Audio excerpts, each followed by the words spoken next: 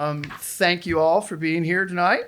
We really appreciate it. Yeah, man. Thanks for coming to Lane Music. For those of you that don't know me, I am Todd Zilla. I am the manager of this store, believe it or not. Now, I tell people that a lot. Believe it or not, I'm actually the manager. But the Lanes hired me in August of 2020, and we've kind of done a huge revamp on the store, and y'all all get to see the upstairs that we kind of turned into a really amazing guitar store. Lane's been in business for about 35 years, mostly in Memphis. But they hired me to kind of come in and do some cool stuff. And so this is one of the cool stuff that I had planned all along. And I'm so glad that my great friend Steve could come and be with us tonight. Glad to be here. Glad to be here. I did. You might want to pull that microphone just a little close to you so we'll pick you up for the video too. I got you. And I'm just going to read off a list here of some things before we get started. I'm going to embarrass Steve a little bit. 14 number one hits. That's all? Over 30 top 10 singles. 3 RIAA certified gold albums. The Minnie Pearl Humanitarian Award. That's the best one. That's the best one. Did they give you the hat? Did you have a hat with the tag? Man, she was already gone by then, but Yeah. God, I loved her. She was so. Anyway, sorry. And 4 Grammy Awards, okay, 4 CMA Awards, 3 ACM Awards, 2 TNN Music City News Awards, Christian Country Music Association Award, CMA Triple Play Award, 15 BMI Millionaire Awards. Country Radio Broadcasters 2018 CRB Artist Career Achievement Award, and Garth Brooks inducted him into the Musicians Hall of Fame in 2019.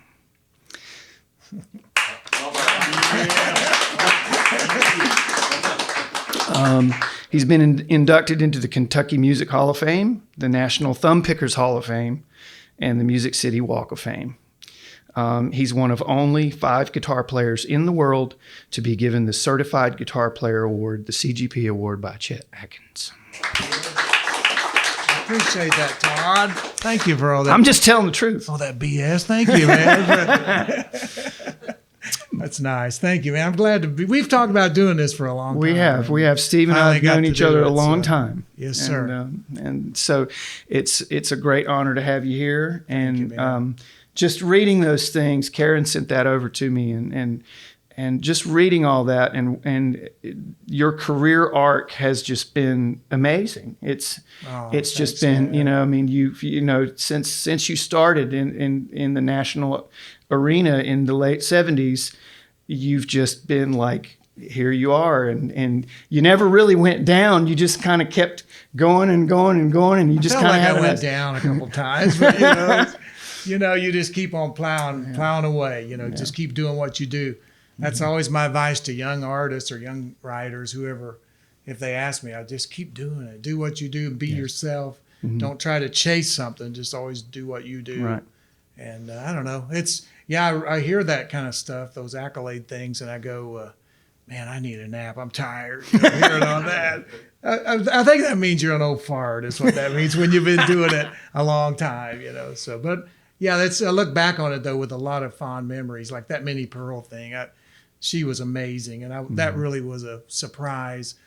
It really was nothing, a lot of people, I said that, a lot of people do those charity kind of things. We were doing a lot of, right through that period, especially when I got that, I was doing a whole lot of juvenile diabetes work, for my daughter, Holly, type 1 diabetic since she was 8. That's about the time I came into her life. She's my stepdaughter.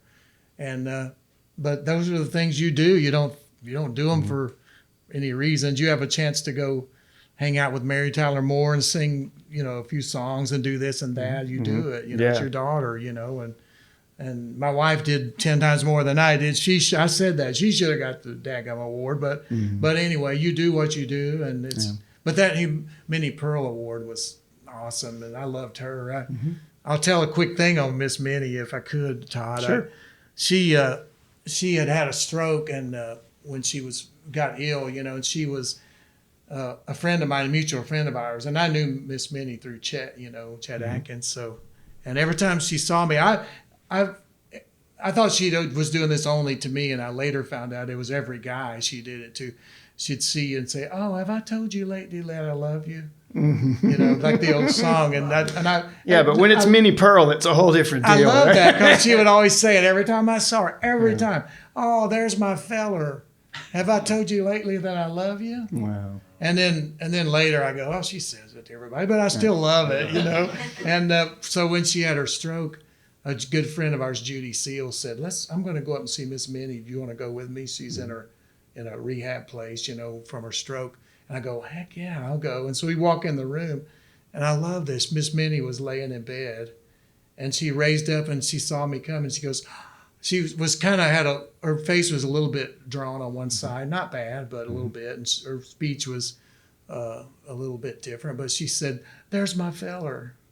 Have I told you lately that I love you?" And she's laying in bed, and I sat with her and held her hand, and she goes, "You know, one time me and so and so," and she went into doing a bit, and she did 30 minutes for me laying in bed. Wow. Just me and her and Judy Seal, and she did a show for me laying in bed. Wow, and she'd tell a joke, and then obviously you're laughing, and then she'd go, "Well, you know," and one time we were, you know, she was just doing her whole routine. But that award. Funnily enough, that award means probably as much as anything. And coincidentally, when right after she passed, about 2 days later, I was inducted into the Grand Ole Opry. I was made a member. That was a really surprise too, and it just happened to be a couple of days after she passed, and I sang "Have I Told You Lately That I Love You" on the Opry with a big backdrop of her behind me. Oh, man. And my guitar player was pretty good. It was Chet Atkins playing. Wow. He came out and played. And when Bill Anderson said, "You're the newest member of the Grand Ole Opry, say something, Steve." And I stepped up and I went, and I stumbled around saying something, and Chet bends over and whispers, and he goes, "I think it's time to sing now." Like, shut up and let's sing. Let's do some music. You know? And I've not watched that. It's all, you know, it's on YouTube and all over the place. You can see it, but I've never watched it. I don't want to see it, but I have watched the part that Chet and I played. But anyway, I'm rambling. Real quick, Ryan, what year were you born? 83. So then that would have been 93, 94 to 5. Okay, so I met you in about 1996, right when I started working. Right when I started, I was trying to remember because I remember how old he was when I met him. Yeah. So I met you in like 95, 96 when I was working at another music store. And for a long time. But one of the things that I have to start all of this by saying, when Steve came into that store the first time, you know, and it was a high profile store, so we had artists that came in a lot. But when Steve came in, he just walked around the room and, "Hey, Ray, hey, Larry, hey, everybody," you know, and he knew everybody. And of course, everybody knew him. And he was one of the most real guys that I ever met for as long as I've been working in the music industry. He was just the realest person and just down to earth. And I knew that's why this thing was going to be awesome, because he's just so down to earth and so real. And this is the proof that the good guys can win. Oh, that's nice. Nice, man. Thanks, Todd. Regular guys can actually make it to the top. It's just very true. I mean, you know, you start from very humble beginnings, Midwestern boy, right? That's right. That's right. Very true. You know, and so what I do with this thing, we call it a conversation with Steve Wariner. And so we literally start from the beginning and we let you kind of tell the story yourself. So tell the people, where were you born? I was born in Noblesville, Indiana. Okay. It's the northern side of Indianapolis. Really, now it's just the north side, but it's a little town. When I was there as a young kid, it was a small little farm town, you know, just 20 miles north of Indianapolis. But my mom and dad, it's funny with me, you know, you said Kentucky Music Hall of Fame. I went and I went straight from the announcement of being in the Kentucky Hall of Fame, and I went to my parents. My sister was there, who's about a year and a half older. And the first thing she says, "Hey, you're not even from Kentucky. You're from Indiana." I go, "Thanks, Barb." But anyway, I'm that story that there's millions of these stories of people. My parents are both from Kentucky, rural, southern, south central Kentucky, and they moved in the 50s to Indiana for work. My dad did, followed one of his brothers, a couple of his brothers to Indy.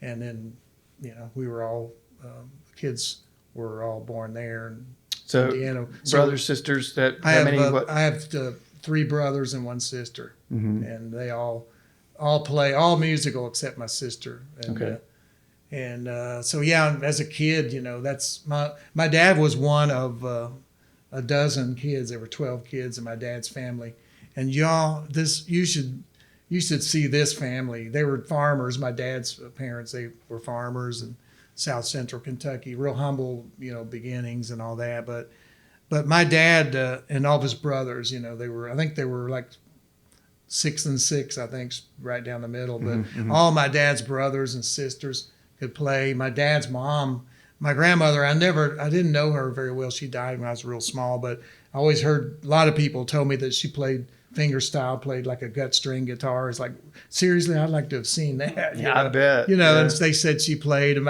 all of my dad's brothers, they all played harmonica, fiddle, banjos, you name it. So you didn't have a chance. You had to be a player. You had to play. Yeah, you had better to play. You better get some food when you can and better play. Because. And when did you start playing? What was your first instrument? And well, I tell you, we moved. We were a family that moved all the time. In fact, we go up to Indiana now, and I'll drive around with Karen and the boys, and I'll say, "Oh, I remember we lived in that house," and they're always going like, "Oh my God, you lived in every house in this town." But we did. We moved in that same area. I went to every school, and I was always the kid that stood up in front of class and, I'm the new kid. I did that 20 times probably, but I know all about that. I was always the new kid in classes, and that always. But we moved to Fishers, which is. It's now, it's between Noblesville and Indianapolis, still the north side of Indy, excuse me. But when I remember it well because that year was 1963. I was in the 3rd grade, the year John F. Kennedy was assassinated. And it's kind of the marker for me. But I remember that year very well. And my dad worked in a foundry, and it was called the Noblesville Casting Company. They made car parts and cast parts and stuff for, it was a foundry job. But he played on the weekends, and he always had a band. He always had bands and would play and practice at our house. And I was enthralled with that. And they would come over and practice. And now you remember about around 1963, I remember when we lived there, my dad bought a Fender Jazzmaster. He traded in a Gibson cheapy arch top little Gibson and got this Fender Jazzmaster. He got it at Arthur's Music Store, and that store is still going in Indianapolis. Cool. But then my dad would play, and I remember there was an English drummer named Roy Holmes that played drums. He would bring in a Rogers set of drums. Now I'm in the 3rd grade, and the bass player was Paul Franz. And he would bring in his, he had a Fender piggyback, some kind of like a Showman or something. But they would lean that thing back with the legs, I was like, oh my God, how cool is this? How cool is that? How cool is the this? Latest These thing. Fenders. And so my dad had a little Dan Electro bass it was copper, not the Longhorn, but it's a little copper Dan Electro. I would get that bass and go in the bedroom, and they would be practicing. I'm in the 3rd grade, and I'm practicing every time they practice. I'm practicing with them. Oh, really? In the bedroom, and they don't know it, but I'm playing along, and I know their stuff as well as they do, And so the reason I know that is because one day the bass player couldn't make it. I don't know what happened. He got sick or couldn't, and my dad was fretting over like, oh my gosh, he played these like American Legions, VFWs, and dance halls and things around Indy there, just regional. But he said, I don't know what I'm going to do. I got to play tomorrow night, and Paul's sick or whatever. And I think he might have been in a car wreck or something. But I said, Dad, third grader, I go, Dad, put me in, coach. I know it. I know play. all your, what? Wow. He goes, what? I go, I know, I got it. I mean, and so I went and played this VFW with my dad, and I nailed it, every bit of it, I knew all the songs because he was doing Hank Williams and, Louvin Brothers, and he'd do a little bluegrass, he'd do a little bit of everything. But so I went and played that little Dan Electro bass, and I played with my thumb for some reason. I think a lot of bass players were back then, but. And then after that, he went to back to his home. He went to Kentucky, Russell County, and they played I never will forget this, but it was a barn dance. They called it a barn dance, and we played like 2 or 3 little sets that night. And I remember playing all night doing this, and I had a blister on my thumb from doing that for a long time. And we were supposed to get paid like $5 a piece. Typical, my introduction to the show business. Afterwards, they couldn't find the guy with the money. So that's my introduction to the music world, So, but anyway, that's kind of my start. And my uncle Jimmy, who was my dad's youngest brother, he had the cool hair, he had the cool suits, drove hot rod cars. Sounds familiar. Yeah, it sounds familiar. Right? He was the coolest dude, man. And as I got a little older, I started playing in his bands. He bought a brand new Jaguar and a brand new Showman amp and a Jaguar and a Fender jazz bass, 1962, I believe, and got it all in Chicago. And was driving later he was driving a Chevelle that was a 396. I mean, it was like. I wanted to play like him, and I wanted to be my uncle. He was so cool. So I started playing in his bands, and a little later, and I played drums with him. Actually, they already had a bass player, so you just all of a sudden I was a drummer. All of a sudden you were a drummer. And boy, I attempted to play drums, but it was so that and then my uncle Wendell would come home. He was a 24-year naval officer, and he would come home on leave, and he would pick up a harmonica and just wear it out. And he played those big ones, the chromatics with the hand. He did the harmonica cats thing, man. And my jaw was dropped. I was like, man. The Beatles were coming along about that time, and I was, it's like my uncle's.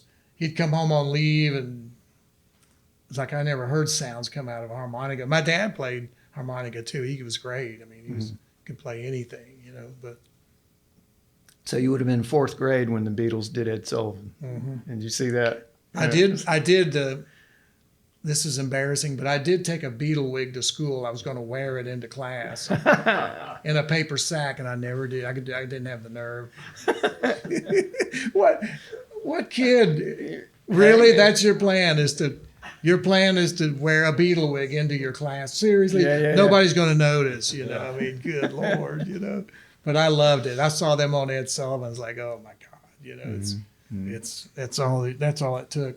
And then Ricky Nelson, the Ozzie and Harriet. I used to watch James Burton. I'd be watching that, going like, oh my God, how's he doing that sound? And I later realized he's bending strings. I'd never seen anybody bend a string, And I was like, James Burton, and we've talked about this many times with James. I said, man, you started all this stuff, So you played bass and you played drums and stuff. When did you actually start transitioning to playing guitar?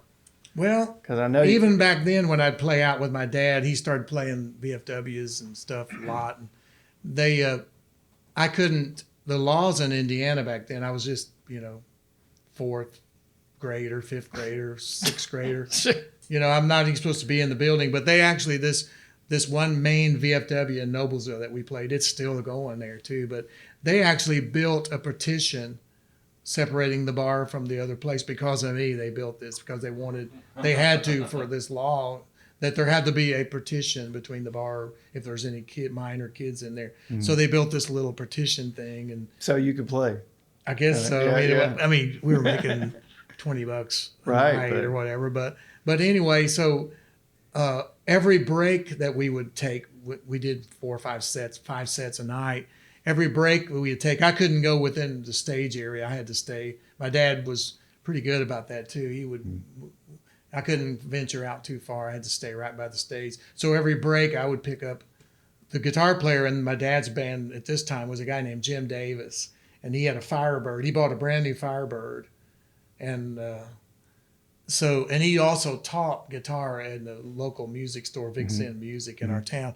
And this guy was good. He could really play, Travis style. He could play Chet. He could play, but other stuff too. He was a schooled, formal trained player. And so, but every time I would take a break, I'd say, Jim, do you mind if I play your guitar? And so every break I would sit and play guitar and just play. And then the break was over, back to the drums, My buddies were riding bikes going to the Diana movie theater, a little theater in town. And they painted the glass behind me green. My drums were set up in a corner. There was a window right behind me, and they painted it green so you couldn't see in or out. But I took my drumstick and I made a little hole in it. And my buddies would come by, and during playing, I could see their eyes looking at me, watching me play. I made a little hole for them to watch. So they could watch you. They'd peck on the glass. That's great. Yeah. That's great. And then they'd be, I'm a fifth grader,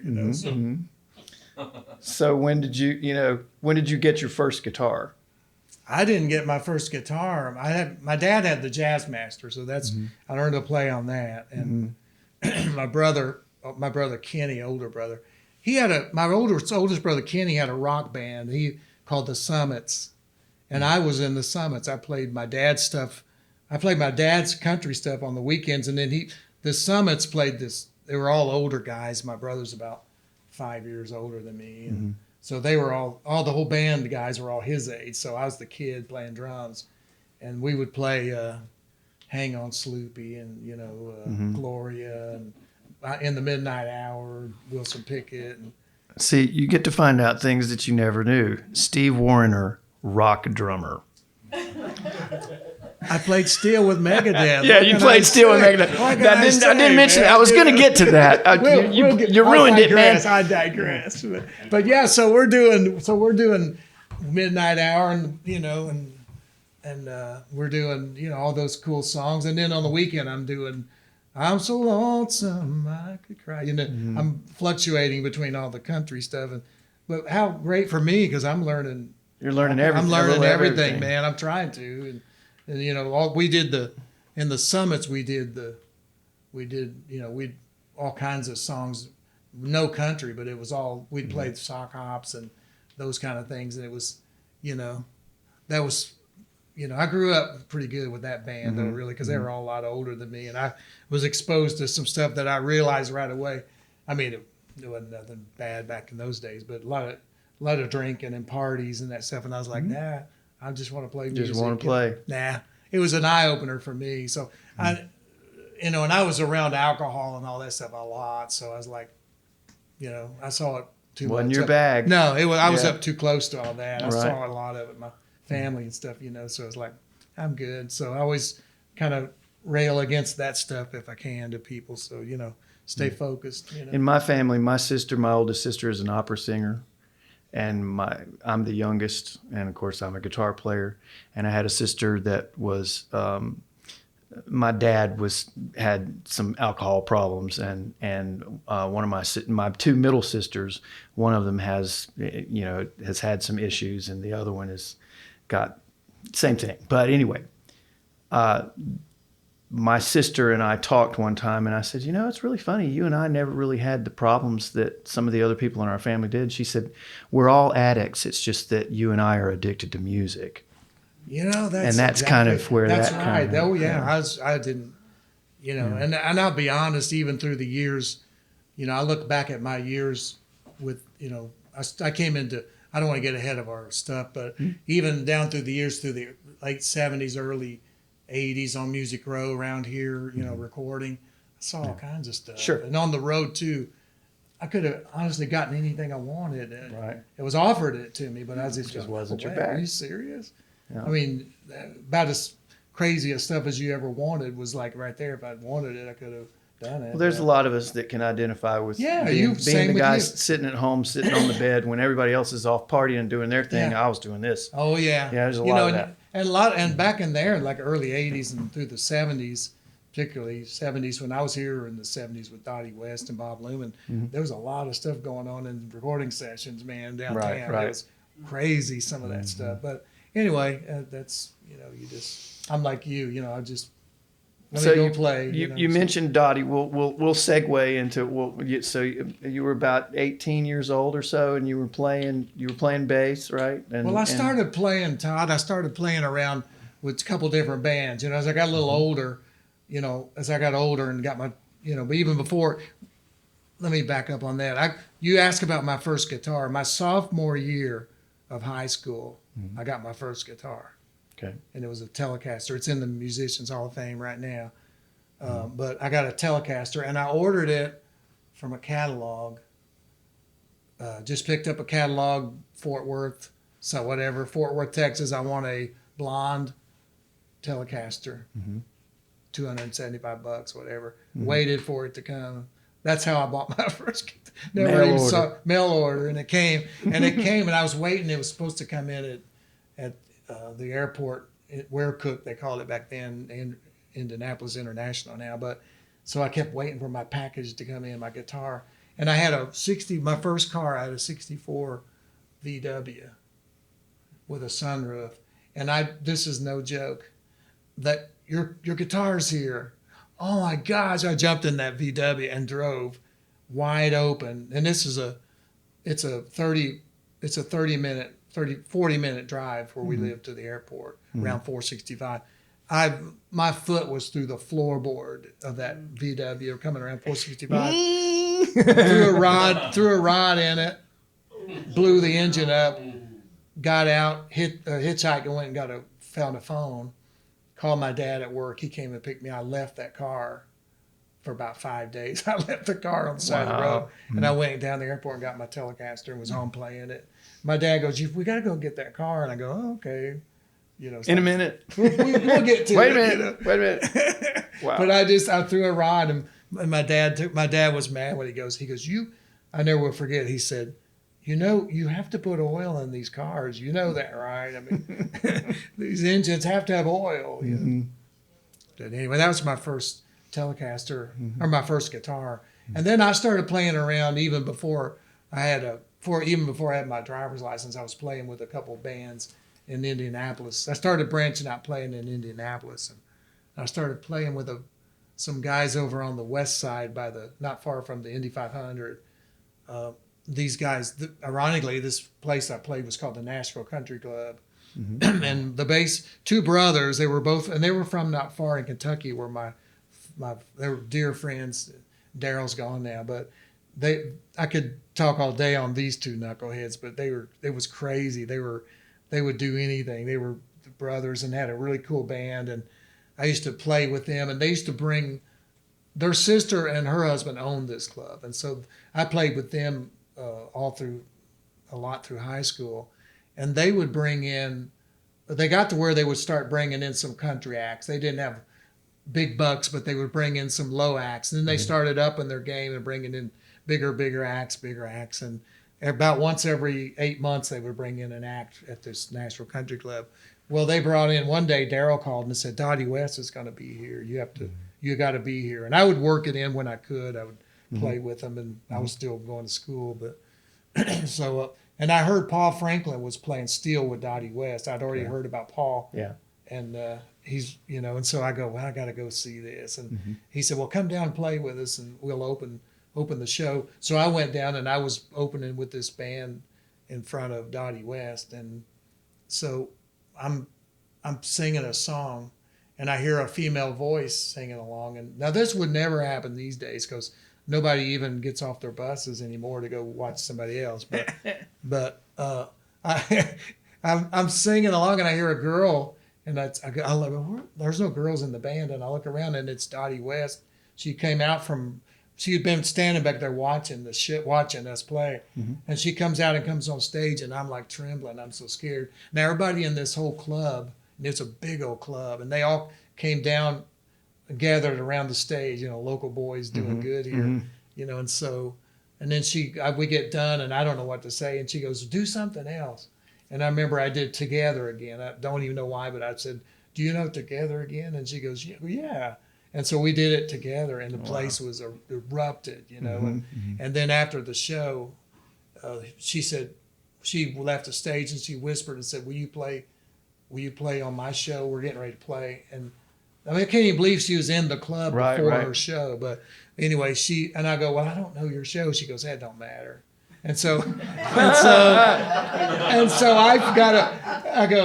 I said, I have no idea what I knew some of her songs, you know, but it's funny because she was my dad's favorite. He loved Dottie West. And so she said, just play acoustic guitar. And I go, okay. And so I grabbed acoustic guitar, got a stool, and sat and played her show. And had no idea any of it, and just winged it.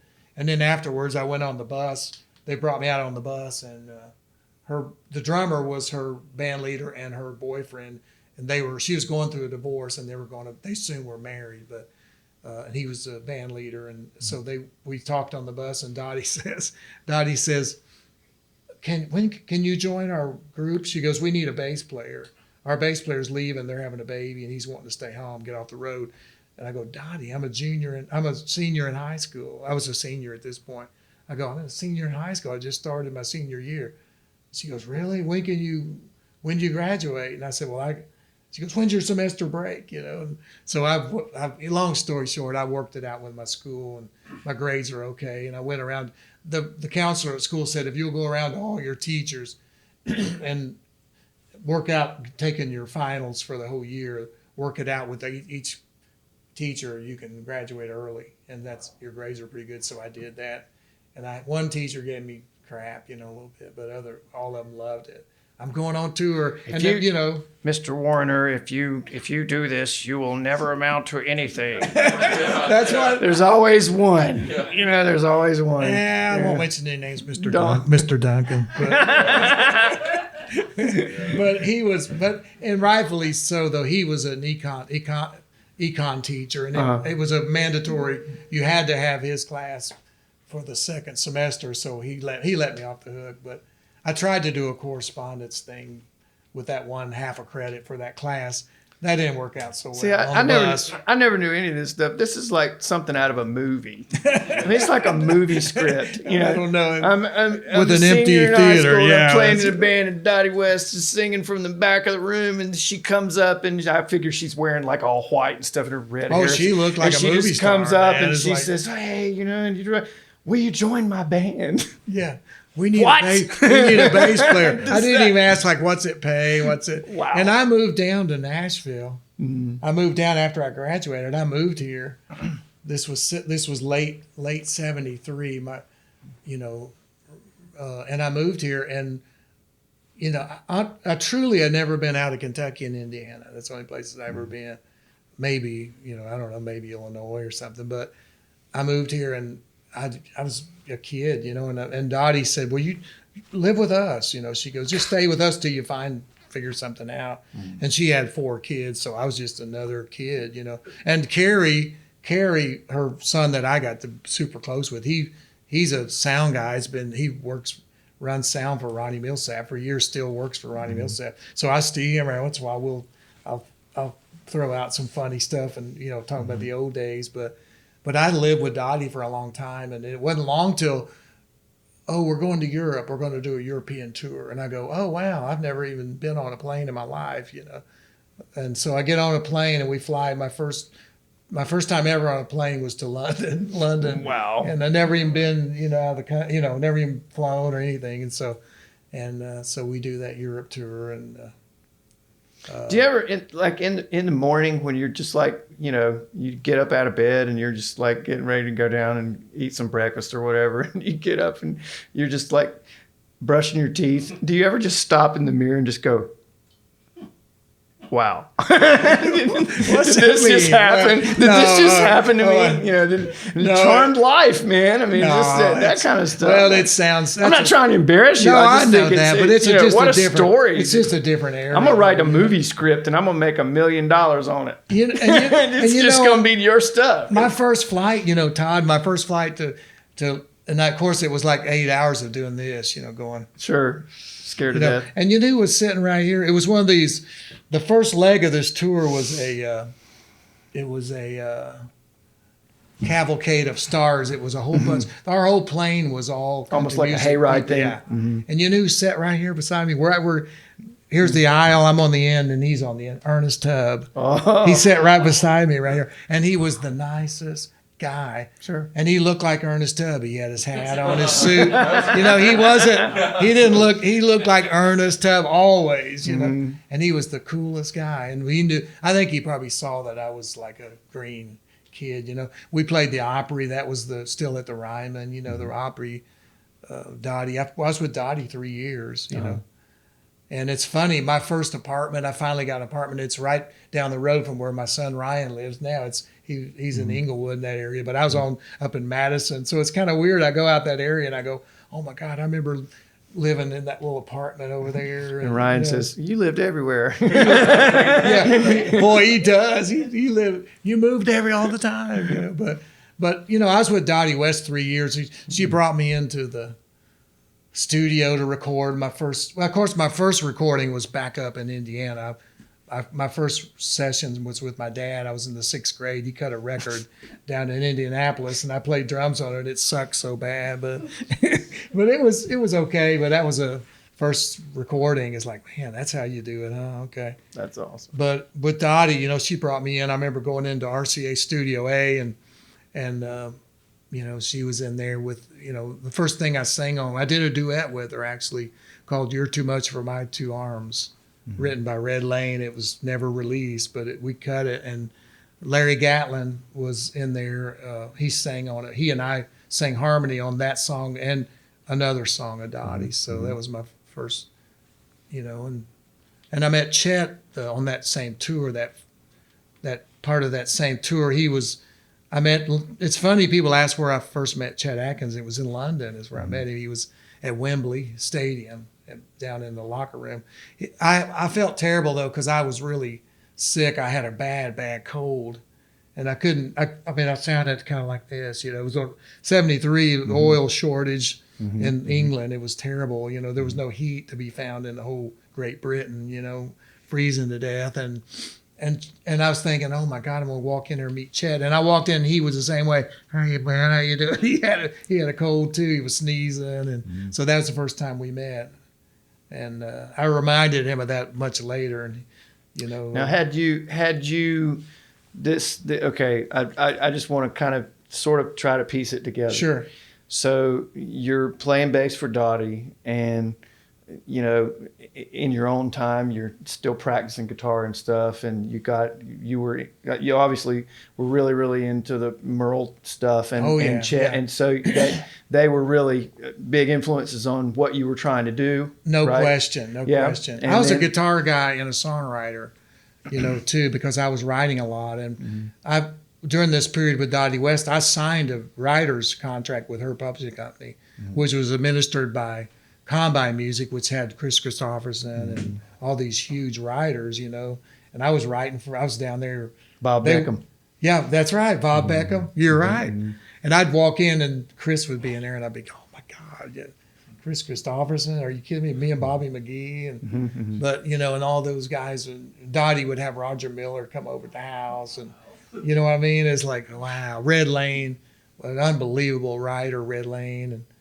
And it was really cool hanging out with Dottie because everybody really respected her and really thought a lot of her. And she obviously thought a lot of you. And it seemed like she was kind of sort of doing a lot nurturing. of this. She was nurturing and kind of pushing you into the circle a little bit. No question. I would walk on the bus, getting ready to leave. The bus left from her house and over in Green Hills. She lived on Shies Hill. Michael Rhodes lives in her old house now, but bass player. But I'd get on the bus and we wouldn't even get out of town, and she would say, "What'd you write this week?" I was going to school, really, and I'd say, "Well, I wrote this," and I'd play it for her, and I'd get finished, and she'd say, "Why did you say that instead of," I'd be like, "What?" And she really helped By the way, Dottie West is the first female country artists that ever won a Grammy. Did you know that? She's the first female artist, country artist, to win a Grammy. And she wrote it. She wrote it herself. Here Comes My Baby. So Yep. And in 64. So that's girl power back in 64. Yeah. You know? And she used to always say, I'm not letting these men are going to, they can kiss my ass. They're not going to tell me what to do. She was doing that in 64. I mean, back in the early days, you know, so she was a fireball, man. Right. She goes, this good old boy stuff ain't cutting it, man. well, let's face it, she could back it up too. yeah, That's she the thing. could, you know. That's the thing. She was really cool, you know, and I remember she got a new Ovation guitar they gave her, classical, Glenn Campbell era, you know, the beautiful guitar. And I walk on the bus and she goes, look at this. And I open up the case and I'm embarrassed to tell this story, but it just happened. But I go, that's beautiful. As soon as I open the case, her husband Byron goes, hey, Steve, hand me that thing out of the cabinet up there. I open the cabinet and there's this one kind of like an engine or some kind of weighed 40 pounds. It just fell out when I opened it. It just went, crunch that guitar. I felt so bad. I just looked at it for 2 seconds. Of course, oh, they look just at my gave her new another guitar. one, though. And I go, Probably. hey, will you hand me? And I looked at Dottie. I was in tears, and she goes, don't worry about it. They'll give me another one. Yeah. How sweet is that? You know? Yeah. They'll give me another one.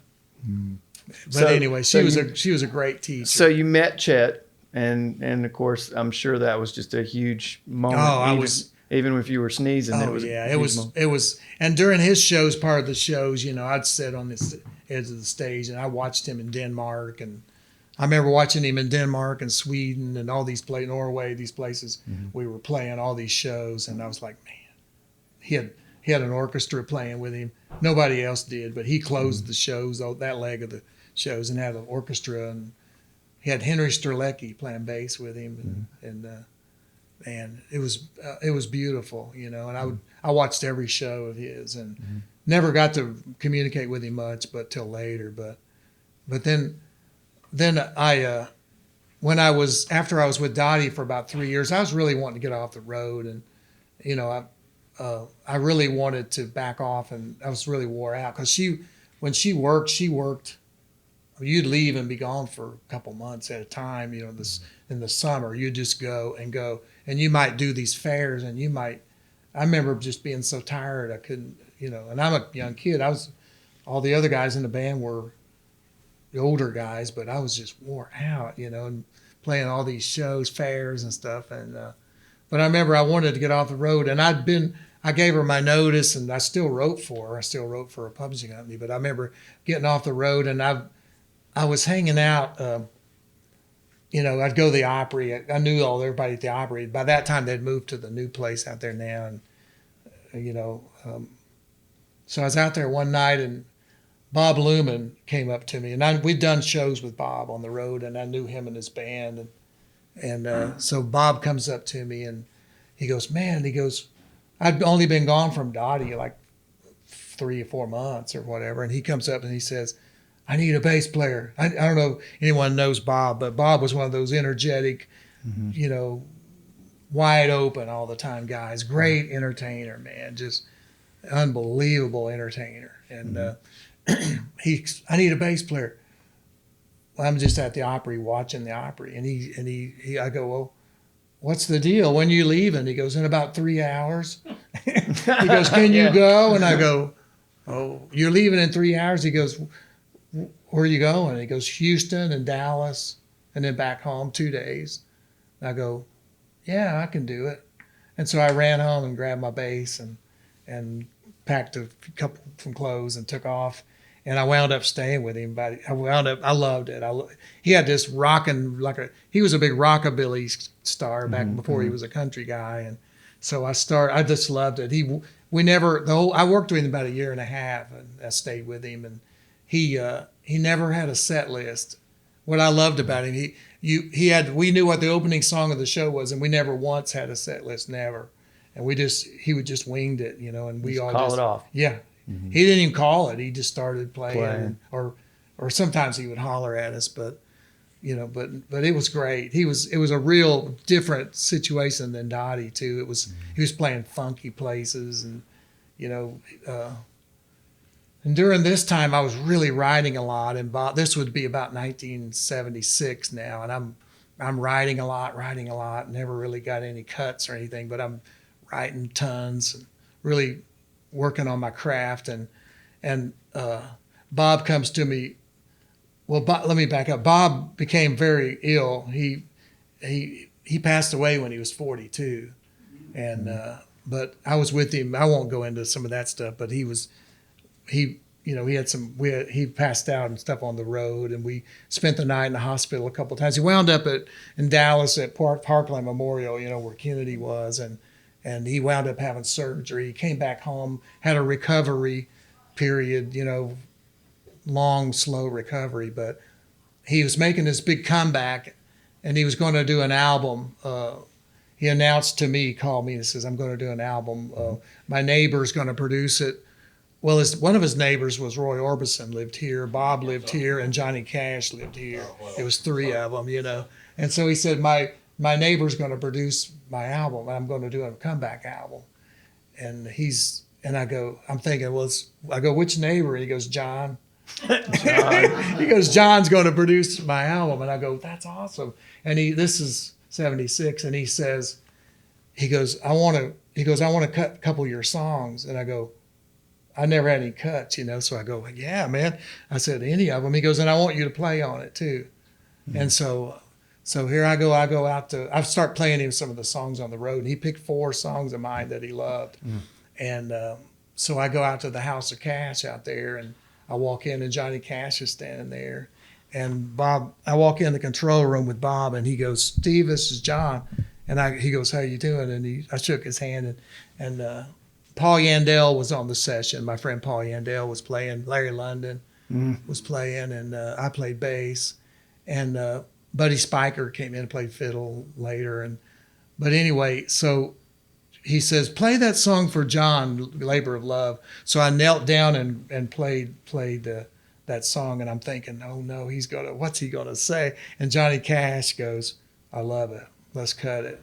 And he goes, and then Bob goes, got to have room to change my mind. And I did the same thing. We did that 4 times. And every time Cash goes, love it, let's do it.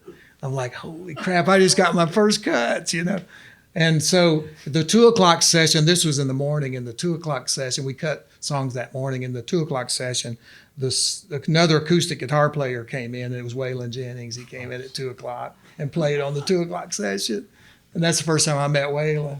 And he played on the 2 o'clock stuff. And then his first single came out called Blonde Hair Woman, which I wrote, and it was a minor hit, but and then I had a second one I forget, and I never will forget. I know exactly where I was. I was over in Antioch. I was living over there, and I was pulled into the Tusculum parking lot there, across from the Dairy Queen, and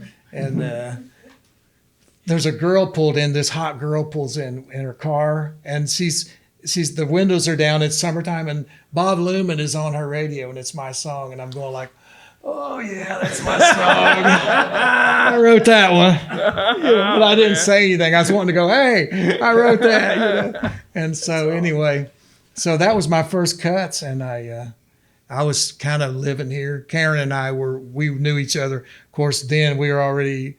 We're already starting to know each other, and I've been living in Kentucky kind of back and forth at this time. My mom and dad lived about 2.5 hours away, and so I remember getting my first check for my writing, and I went to BMI, and Patsy Bradley had a meeting with her, and because everybody said you need your own publishing, you need to publish your own songs, and so I go into Patsy Bradley, and I said, Patsy, I want to start a publishing company. And she goes, well, honey, you got to have some cuts, before you can do that. And I said, do 4 cuts produced by Johnny Cash on Bob Luman on Columbia Records count? And she goes, yeah, that counts. Yeah, that's going to count, So I started the real creative name. I started this publishing company called Steve Warner Music. And it's everything I've ever written is in that company still to this day. So, wow.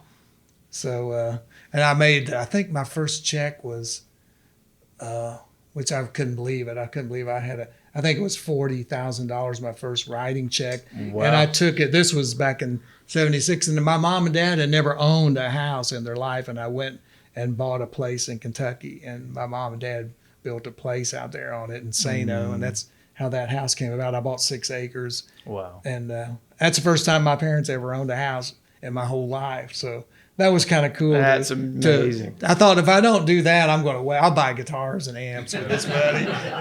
I'll waste this money. And Corvettes. Easily. So. Yeah, right. Yeah, no way. So let's jump ahead, because I know some of the things that I know I want to know, and I'm sure the same things they want to know. Want to talk about your relationship with Chet, because I know that was just a really, really huge signpost in your life, obviously. And that day was a major day for me, that day with Bob Luman, because as I said, this wonderful guitar player, and I knew him a little bit. I knew him pretty well, not great, but I knew him because he and Bob Luman's guitar player, Rip, were really good friends. So I knew him. But Paul, on that session, now here's how important this day was to me. During one of the breaks that day at House of Cash, Paul comes over to me and he says, "Can you get together a few of your songs?" He goes, "I want to play them for Chet because I think he would really like your stuff." And I go, "Are you serious?" I immediately went and recorded and made a little reel of 4 or 5 songs. And Paul took my stuff to Chet. And Chet, I was at my parents', I never will forget. Chet calls up there. Now, my brother Kenny is a prankster, my oldest brother. And he'd call me and he'd go, "Yeah, this is Merle Haggard. Is Steve there?" And I'd go, "Get out of here," and it was my brother. I knew it was him. Well, Chet calls me at my mom and dad's, and he goes, "Hey, this is Chet Atkins. Is Steve there?" And I go, "Get the hell out of here, man." And it was really Chet. And I thought it was my brother. I thought it was Kenny. And he goes, "No." And then when he said, "No, it really is Chet," and I went, "It really is," because I knew his voice, And I go, and he goes, "Are you going to be back down here?" He goes, "I'd like to meet you. Paul told me I need to meet you." And so I met him. I came back down and met him, and we went to lunch. We went to lunch down in Elston Place, and I met him, and we went there. And the guy comes to after lunch. I was like this the whole lunch, And this is no joke. It's the typical story, but we fought over. "No, let me get it. Oh, I'll get it. Oh, let me get it, Chet." And I reached back and I'd left my wallet in my car back at RCA, and he loved it. I mean, he freaking loved that, of course. He goes, "Yeah, that's typical." I didn't even know him. He goes, "Yeah, that's a good one, man." So that's how we started off. And so he started talking to me about, he wanted to hear some of my songs. So I played him "I'm Already Taken." I played him that song, and I played him 4 or 5 songs. And he was, I didn't know this, but he was backing off from RCA. They were bringing in a new regime and stuff from New York. Mm-hmm. It was changing. I didn't know any of this till much later, but they were kind of nudging him out, but he was wanting to back off too. He was still producing Jerry Reed and some people, and so he said, we started talking about recording contract, and he said, "Come by Studio B next week." He said, he goes, "Come by and we'll talk about contract." And so I go by next week. I can't wait. I go to Studio B and I walk in the back. I come in it's different now than it was then, but I came in the back door and I walked through the control room and I can see Chet sitting there with a cigar. He's got a cigar going, and I can look through the control room and Jerry Reed's out there, and I go, "Oh no, man, Jerry Reed, are you serious?" And so I get done. I walk through and, "Hey, Chet," and he goes, he leans over and goes, "Come on in, Jerry." And Jerry comes in, and I meet him halfway, and he goes, "Steve, Jerry Reed." And I go, "Hey, man, I love you, man. You're one of my heroes, And so Chet goes, "Play Jerry that "I'm Already Taken" song." And I take Jerry's guitar and I play "I'm Already Taken." Now, Jerry knew I was trying to talk Chet into signing me to RCA. And so I get done with the, da da da da da. And then Jerry goes, typical Jerry, he goes, "Damn, Chester, sign this boy. What the hell you want, blood?" I can hear him say that. He might have thrown in a couple other words too. I'm sure. But Yeah. Ones What we the- shouldn't say. You want blood? And so he did. And Chet, I sat with Chet, and he goes, I really think you ought to, Chet goes, I really think you ought to have somebody else produce these records. He goes, I think we'll sign you, but he goes, I think you ought to have somebody else produce you. And I don't know, man.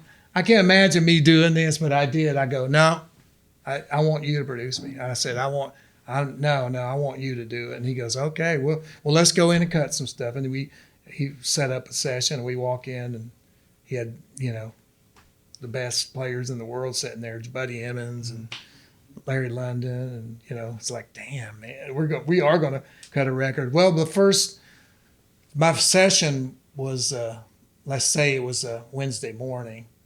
Tuesday evening, I get back to my little apartment over at in Antioch over there.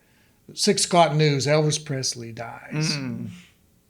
My session's the next morning, so you go, oh my God. I pull up. Of course, I started to say all kinds of TV. There's only 3 networks were there, but they were ABC, NBC, CBS were there. They were satelliting from RCA. And so I walk in. Of course, 2 or 3 guys that were in this band were played with Elvis. David Briggs, Mike Leach. Mm-hmm. 2 or 3 guys. So they were in. And Chet produced Elvis. It was probably a really tough day. It was a tough day, and it was just a press conference really for the first couple hours.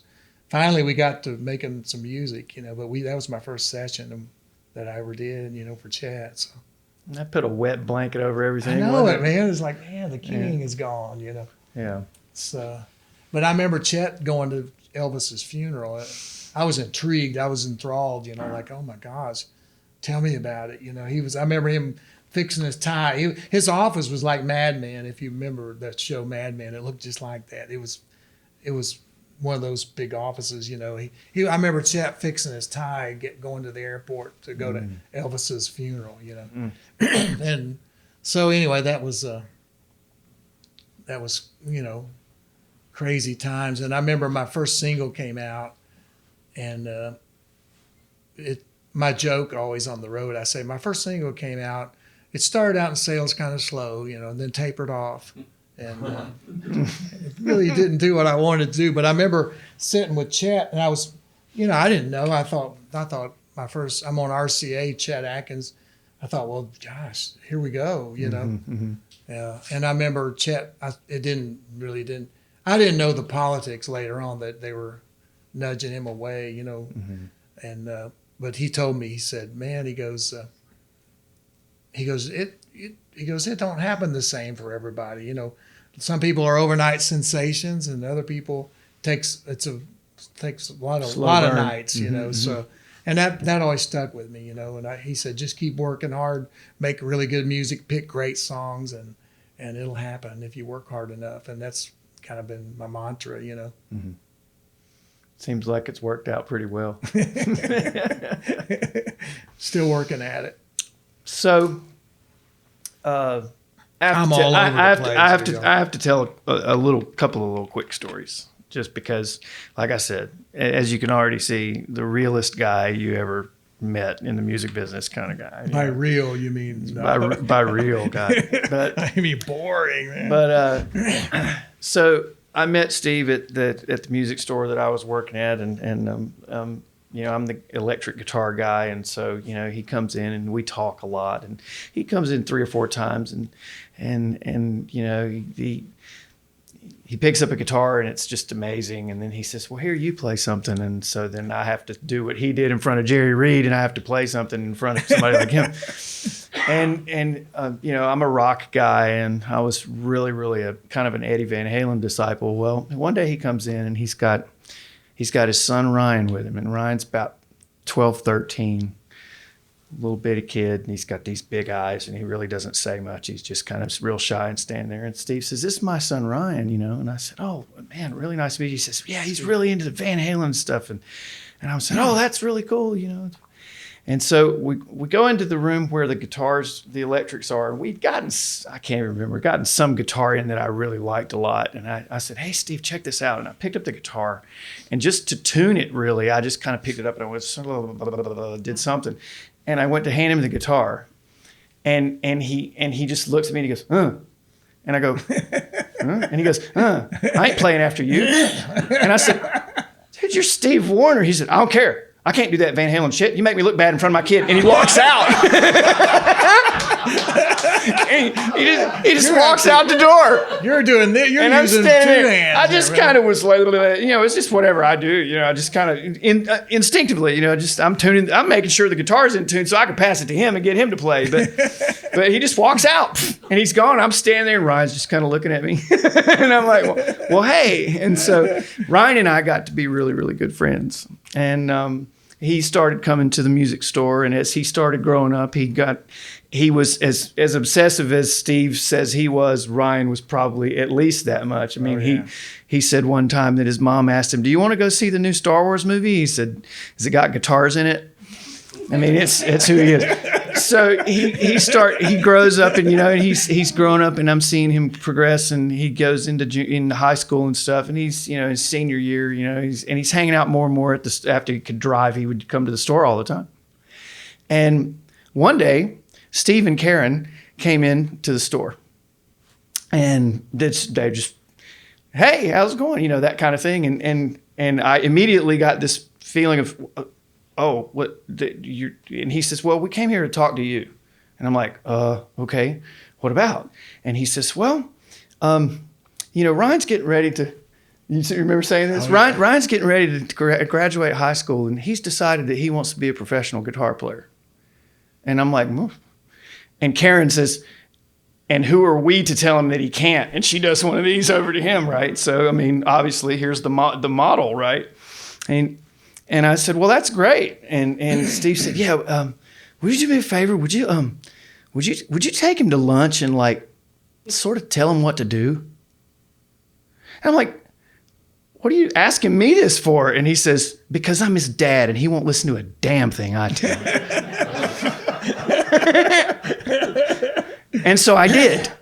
And Ryan seemed like he listened to me a couple of the things I told him, because he did some of the things I told him to do, and he's had a good career himself. Played for Leanne Rimes and played for. I was going to say that he's actually here. We're embarrassing him right now. But I mean, I always say this, and I truly mean this, that even if he wasn't my son, he'd be one of my favorite guitar players. Oh yeah, absolutely. He toured with Gene Simmons, and he recorded with Chris Cornell, and I can go on. And Gary Allen touring with Leanne Rimes and Jewel. Yeah. He's getting ready to tour with Jewel this summer. But anyway, I'll embarrass him badly, but that's our son Ryan back there in the back there. The cool looking guy in the leather. But Smart, to me, it completely endeared you to me as a person. I mean, how real does that get when you can just say, well, he won't listen to me, but I'm his dad. He really likes you, and he might you listen to you. And I will say this, that I'm so proud. We can get into this momentarily, but I will say that when it came to happen that I was able to design my own Gretsch model guitar, the first person I went to was Ryan Wariner. Right. And I said, here's what I want. I want this guitar to appeal to the players like myself, the thumb pickers, finger pickers, and country guys. But I want it to appeal to, if a guy picks it up and is going to record with a rock group or do something more crunching, a Joe Walsh song or whatever they want to do. I want it to be versatile enough to. And Ryan helped me design this guitar along with our friend Jeff Sin.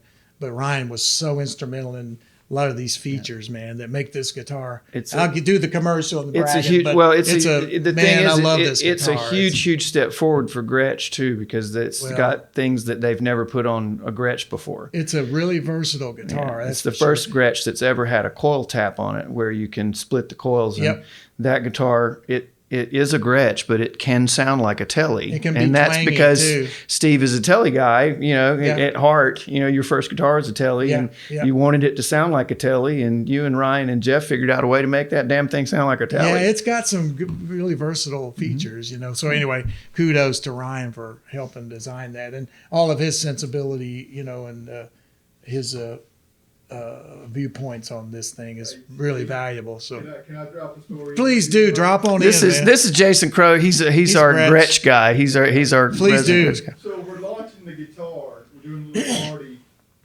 at the Hall of Fame, and Steve's up there playing. Ryan comes up there, he's trying to play, and Ryan's trying to get more rock and roll out. So he's having fun with the amp knobs. We rock and roll boys right there. Oh yeah. Fred Gretsch is on the front row, and Ryan keeps, come on, give me more. I see you reach back a couple times, bro. And by the time Ryan's got it, I mean, it's singing. He dialed it in. Yeah. It's singing. Fred's sitting on the front row going. Yeah. Gretsch is like, I didn't know it could do that. Well, yeah, I love that story. I love it. And Fred's funny guy too, so it's funny to watch him. He's a quirky, funny guy. But Ryan, I'll say this too. Ryan, I know it's getting ready to get serious when you see him. He gets that look on his face, and he turns around. He's on the amp. He's working on it, isn't he, man? He's dialing it in. And then all of a sudden you go, oh yeah, that's some sweet tone right there. I don't mean make a record without. I'll call Ryan and. Come on out, man. Help me dial some of this tone in here, man. He's a tone doctor, so a lot of my old records, I just go, well, I just plug in and go, well, that sounds pretty good, But man, that's how you get it. You work at it. And you it's not something that just happens quickly. I've learned a lot from him, and I'm embarrassing the hell out of him. But anyway, that's what dads are here for, I guess, right? Absolutely. So. Well, I want to real quickly. I want to kind of open it up a little bit, and if anybody's got any kind of questions that they'd like to fire off at Steve, and don't be shy. You can tell he's real open, so just ask what comes to mind a little bit and see what. Bring it on. Not really a question, but just a thank you. Oh. I was probably 9 or 10 years old when The Weeknd came out. I had no idea what that song was about, but sang it all the time. And I can count probably about 2 or 3 songs from that time that I didn't know listening to the songs at that time was gonna have make me want to be a songwriter later on. Oh yeah. But The Weeknd's one of those. Oh man. And I just that's great. I just love that song. And I do too. Can I tell you a quick story on that song? We were recording, MCA. I was recording with Tony Brown and Jimmy Bowen, and 87 or something like that, maybe. I guess that's when that was. But anyway, I remember pre-cell phones. But anyway, I remember our piano player at the time, Randy Hart. He's a Opry staff guy now, but he was big in the publishing world, and he was real good buddies with Bill LaBounty, who wrote Weekend, and Bill and his wife Becky wrote that. But we get on the bus, and I've been listening with Tony Brown to 100 songs that week, getting ready to record.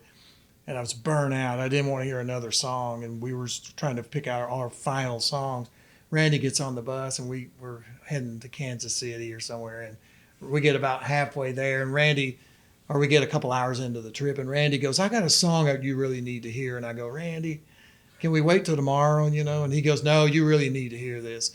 And I go, okay, who wrote it? And he goes, Bill LaBounty. And I go, oh, okay. I mean, anything Bill wrote at that time, I was like, yeah.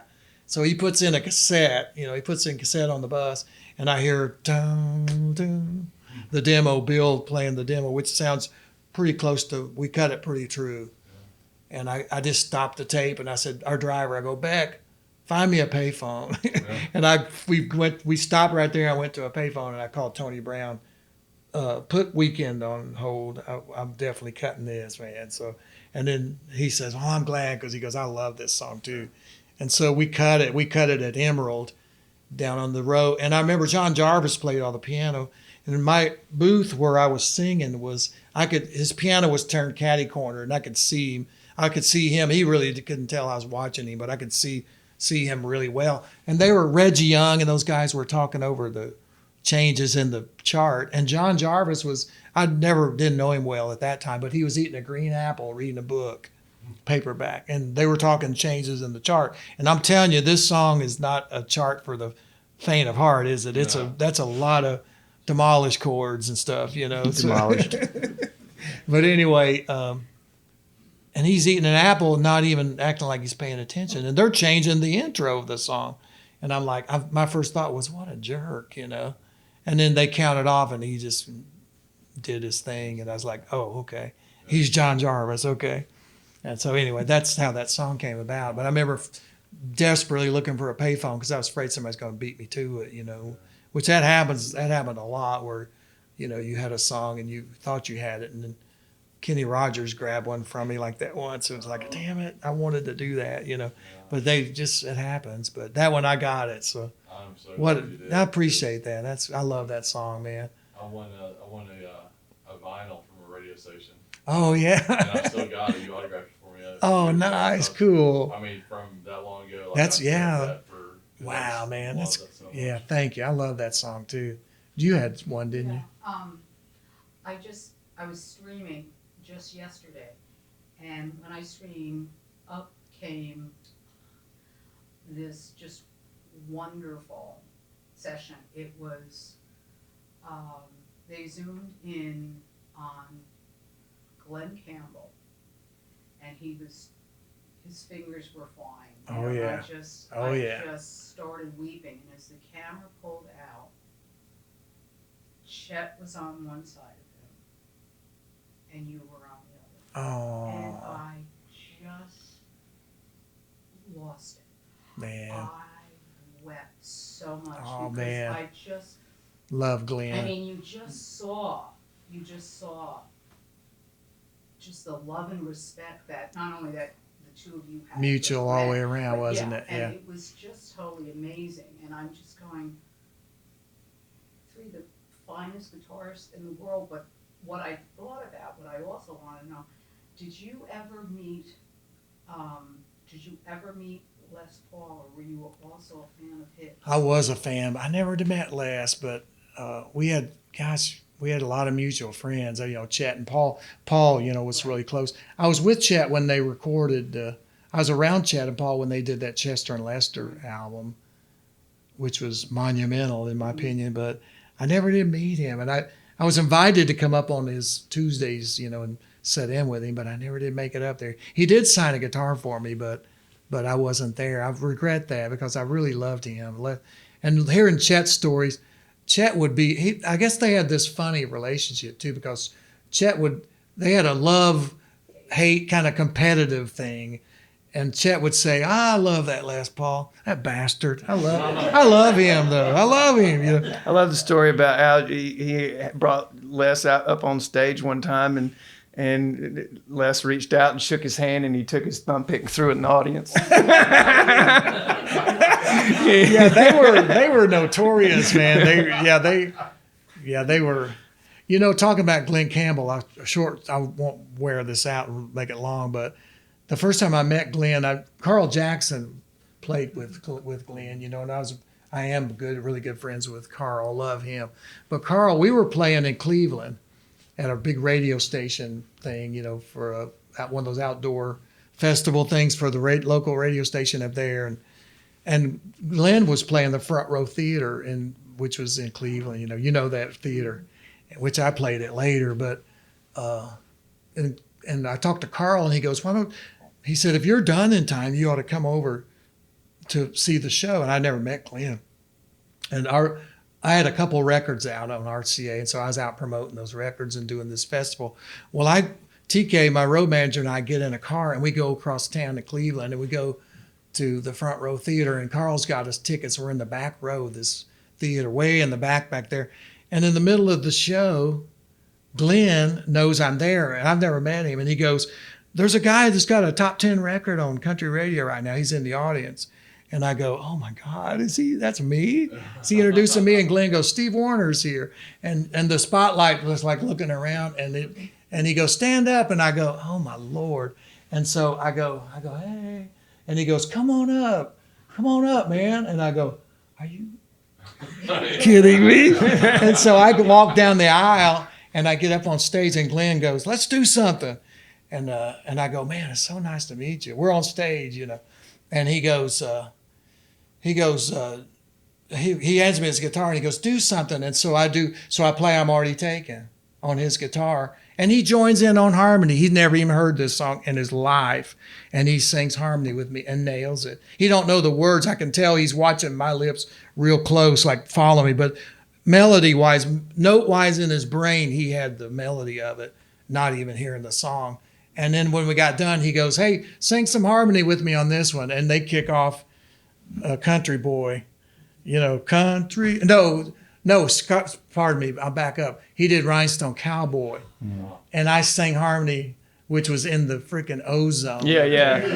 And I'm about to blow a gasket, and and I'm going like, I just met Glen Campbell and I'm singing with him on Rhinestone Cowboy. And then we went on to be great friends, and we did the duet together, and, just were friends to the end. He called, would call us on Mother's Day, and because it was a, Hand That Rocks the Cradle, Hall of Fame for Mamas. We cut that song in Emerald, and I thought, well, he'll do his part in California and I'll do mine here. And I walk in Emerald and he's there. We did it face to face, cheek to cheek. And he would sing a line, and then he had a tic tac, and he'd take it out of his mouth and hold it and then sing. And then when he sang his line, when I sang, he'd put it back in. Or Lifesaver or whatever it was. And I remember that going, that's not afraid of anything. That guy was fearless, and he was a dear, dear friend, man. And I always say that of all the people I've played with or been around, he was the most fearless of anybody. I did a TV show with him once, and I did Jerry's Breakdown, a Jerry Reed song, which is on a scale of 1 to 10, the hardness of that song, it's 11, And I went up to Glen right before the show, and I go, I've been doing Jerry's Breakdown on my show, and it's fast. And I go, you want to play it with me? And he goes, and this is live TV. And he goes, yeah, I'll do it. And I go, you want to run it? And he goes, nah, just look at me when you want me to play. And I mean, it's not for the faint of heart. I thought, well, he want to run this a couple times and work it out. And he goes, nah, just look at me when it's time, But anyway, that's Glen. And he picked me up one time in Phoenix. I was out there, and I called Marty Gamblin, his manager, and I said, call Glen and see if he wants to get together. I'm in Phoenix tomorrow. And he said, Glen, he called me right back, and he goes, Glen wants to come and pick you up and take you to his house and hang out. And so he did. He goes, where are you staying? And I called Glen when I got to Phoenix. I was almost embarrassed to tell him where we're at the Holiday Inn over at and Glen pulls up in a white Rolls Royce with the top down with red leather interior. He picks me up in his Rolls Royce, and we're going down Indian School Road headed to Paradise Valley. And there we are, me and TK and my brother Terry, and we go to Glen's house out there, and he couldn't have been nicer. And I had only met him a couple times at this point.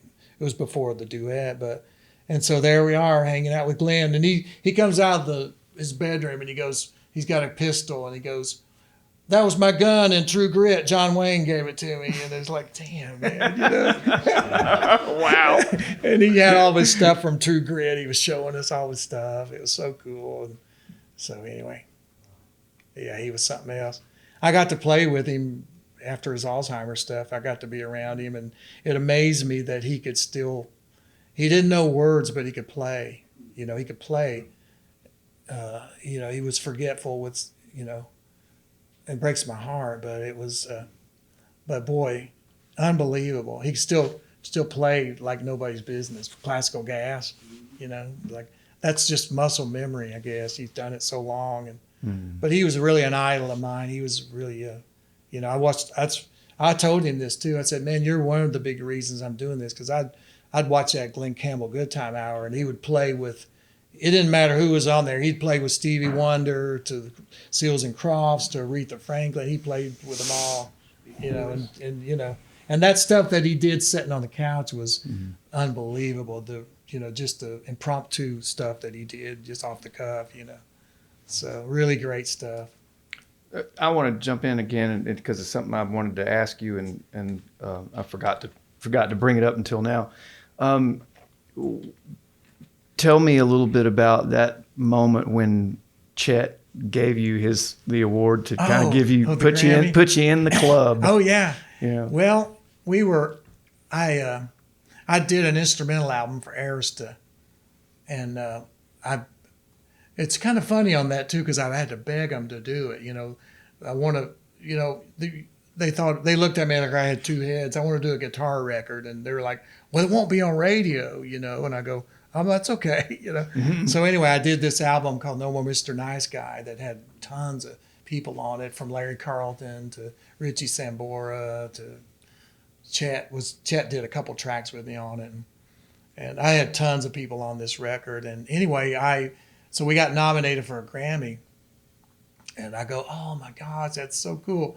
The label called, and then I go, "Who am I against?" And they go, "Chet Atkins." And I went, "Oh God," And so they was in New York that year. They were doing the Grammys at Madison Square Garden, and so we went up for the Grammys, and so I thought, well, we'll go. Karen and I went up. We'll go up and at least get to go. He's going to kill me. He'll win it for sure.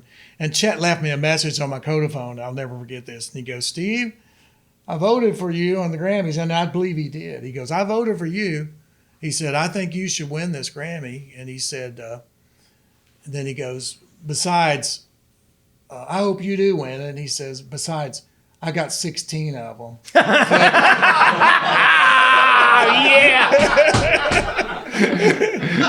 Mic drop. I've got 16 of them. And so then it winds up that he wins. He gets the Grammy. And so then I should have Karen tell this story. I don't remember. He was playing Cafe Milano, if you all remember that. He was downtown every Monday night, much like Les Paul's thing. He was doing it every Monday. And it was fabulous because you never know who would be there sitting in. It was down on 2nd Avenue, I think, but it was great. I was there a lot, and it was right before Chet started getting sick too. And anyway, so he called, didn't he, Karen? He called you, and he said, what did he say? He said, "Have Steve come down next Monday." This was like a couple weeks after the Grammys. He said, have Steve come down. And Karen said, "Didn't you say I'll try?" And he goes, "No, you don't try. He's got to be here." And she goes, "Okay." And so I go down there, and when I walk in, the place is packed, and I see photographers, and I see a video guy, like something's going on here. And I see Jimmy Olander was sitting over here. I remember he was there.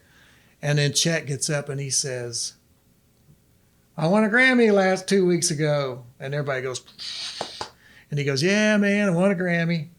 And then he goes, "But there's somebody in the audience that I think should have won it instead of me." I bet your heart just went. Yeah, and I was like, "Oh no!" And he goes, "Steve, come up." And so I go up there, and he goes, "Damn it!" He said, "Damn it, you should have won that Grammy."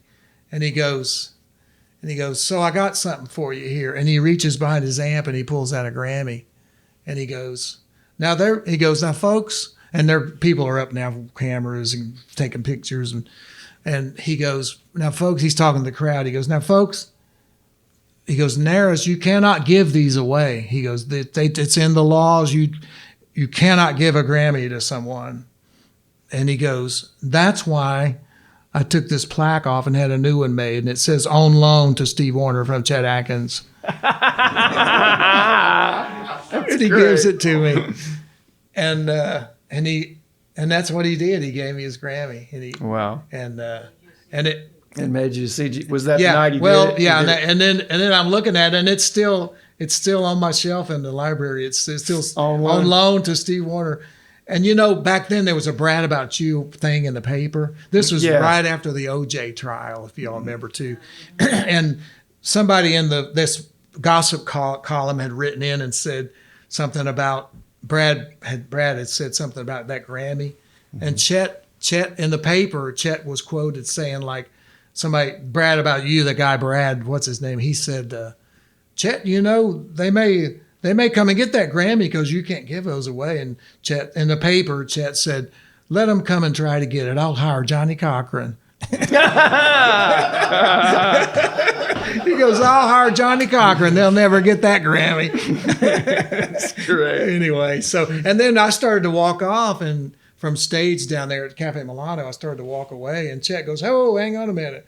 And he goes, "And by the way," he pulls out this plaque and he goes, "Wherefore on this day of the year of our Lord, I do declare that Steve Wariner, blah, blah, blah, and he starts reading the stuff that he's written. Very Mark Twainish. He loved Mark Twain. And he goes, on this day, blah, blah, blah, I hereby make you an honorary CGP. And he gives me my plaque, and I was a CGP.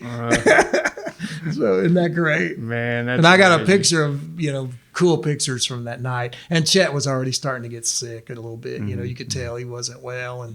And so anyway, that was beautiful times, man. So What great. that was a heck of a night right there. Yeah. So Wow. CGP. I remember when I was in Chet's office when that album came out, and I said, Chet, what? That album called Chet Atkins CGP. And I remember saying, what the heck does that mean? And he goes, certified guitar picker. He goes, I never got a degree from Princeton or Harvard or Vanderbilt or anything. So he goes, damn it, I just gave myself this honorary degree here. And he says, that's what this is. And then later, Paul Yandel brought it up at the CAS out there, the Chet Atkins Appreciation Society. He brought it up. Chet told me this. He said, Paul came to him and said, man, we need to get Jerry out here at this convention and make him a CGP. And so that's how it started. The thing started, and then Chet gave Jerry one. And I saw Jerry's at his house, and it's crazy. It's way crazier than mine. It's like totally a proclamation. It goes on and on. Whereas herefore too, he must have. I don't know. Well, it would have to be for him. Oh, you yeah. know. Well, I have to tell you, I don't know if I've ever told you this, but one day over lunch, Ryan and I decided we were going to start a thing, and we were going to call it BMFGPs. That's what we are. BMFGP. Please. You figure it out. Okay. I'll work on that when I get home.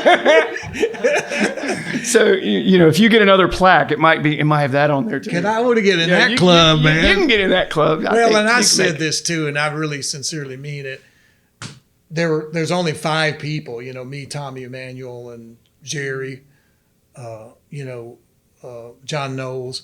There would have been tons more, if Chet had stayed real healthy, there were more CGPs going to happen, Yeah.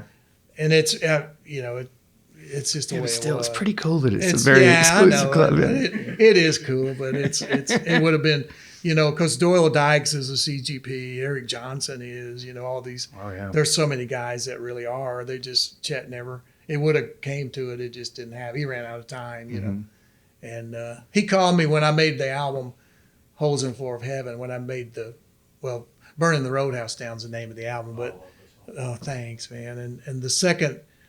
Holes is the second song on that album. But I remember when, I haven't told this much, but Chet called me one day and he goes, hey, Steve, come over. I want to hear your album. He knew I'd been producing this album and really was the first stuff I did totally for radio, literally produced totally all by myself. And I'd co-produced a lot of stuff, but I remember going to his house and I sat at his kitchen table with him and he brought out his little Bose CD player, and I put in the disc and played it. And I played the first 2 tracks because it was Burn the Roadhouse Down, then Holes in the Floor of Heaven. After Holes in the Floor of Heaven, and Leona really liked Holes in the Floor of Heaven. And so after Holes in the Floor of Heaven stopped, I pushed stop on, I reached over and pushed stop, and he goes, whoa. He goes, I want to hear the whole album. And he goes, I want to hear every bit of this. And so, and he played the whole album through. And this is a really big minute for me because Chet looked at me and he goes, all he said was he kind of had that crooked little smile and he goes, I guess I did something right, didn't I? I guess I did something right after all, didn't I? I mean, in bringing me to making records, I guess. So, but that was really an affirmation for me, I guess, him looking at me that way. Well, I would Pretty cool. I would be remiss if I would not ask you to please play something for me. Yeah, I'd be honored Just, to play. anything off, whatever you want to do. Yeah, I'll do it, man. Let me get some. Even Stairway to Heaven, could I do that? I might let you do it. Yeah, I might let you do it. At least the beginning part. Oh, my goodness. Tom, let me see. Is it on standby? Might be on standby.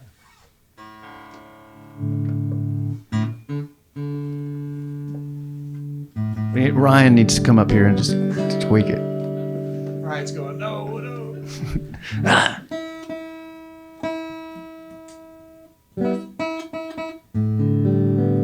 Oh, I know Always do a sound check. Always Right, do it. Ryan?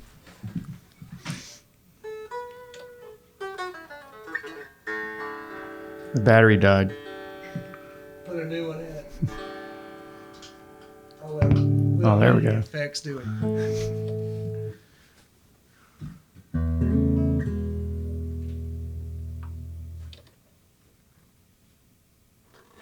This guitar, this color is cool, isn't it? It's Don't you love very it? cool. Very cool. Beautiful.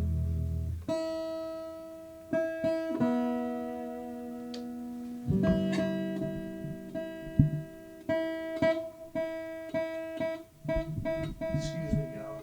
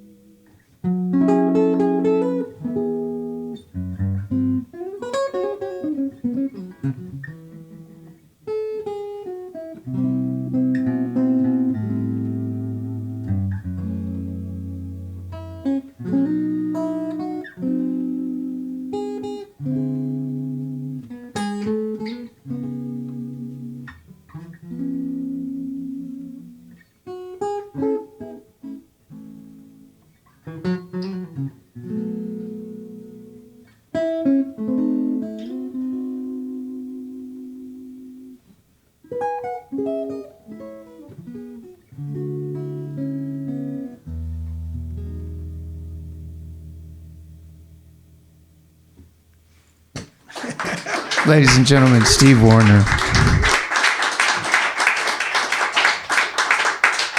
And then I got to do this real quick.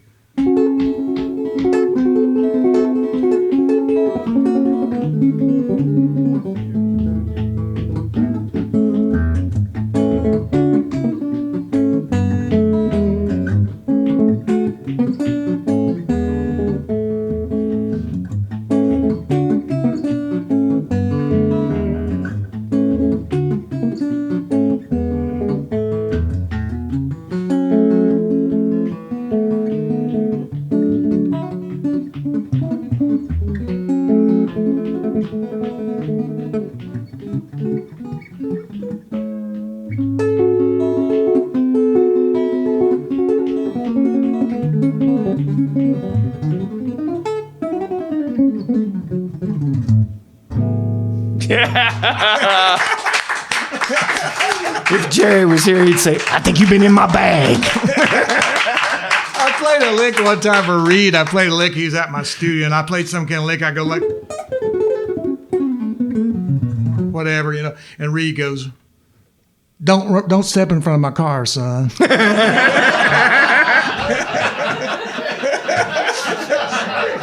And I looked at him, and he was just going, "Don't walk in front of my car, son."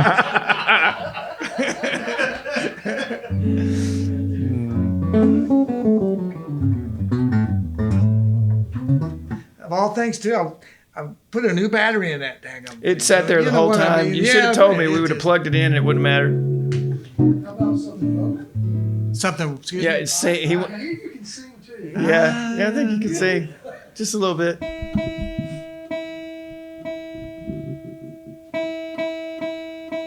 You know, people ask me that, and I go, singing's okay. All the bands I were in when I was a kid, I'd play out with these bands, and I was singing a lot, but they would always, I mean, I really wasn't singing much, just wanted to be a guitar player, and a couple of these bands, they would say, you got to sing, you got to at least come up with 3 or 4 songs, 4 or 5 songs.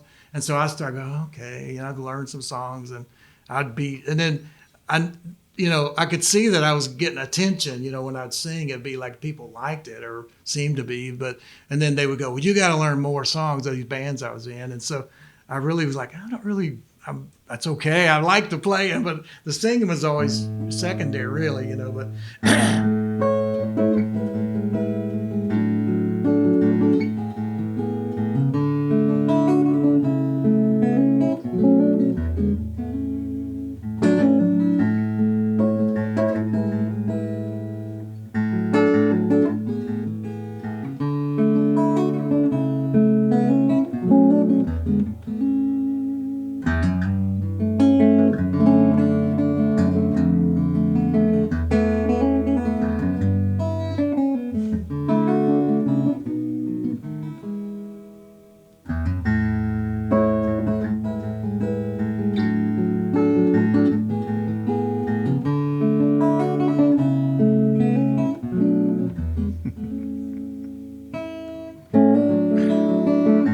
Sails are just like wings.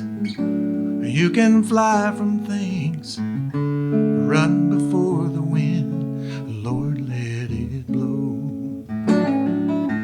Let it rock me slow while I sleep below. Dreaming dreams that only sailors know. It will soothe your mind, smooth away your lines, set your clock back on your own time. And if you sail with me, we will find the sea, and we will find our love over again.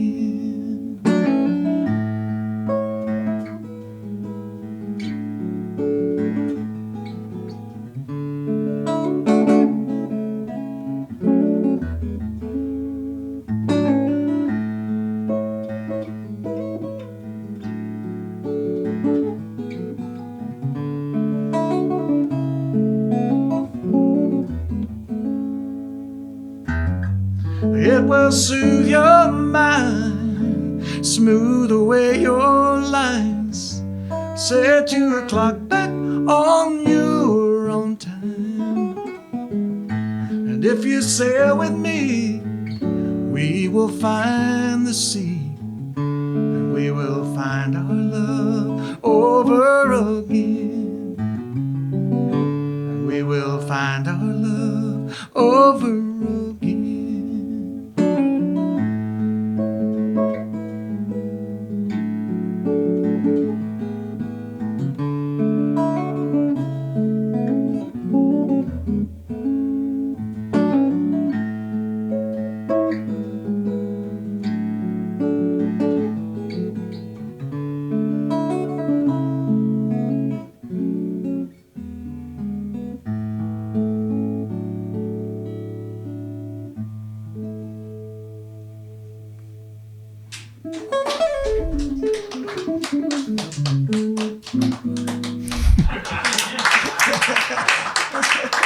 Ladies and gentlemen, walking proof that Chet Atkins did something right.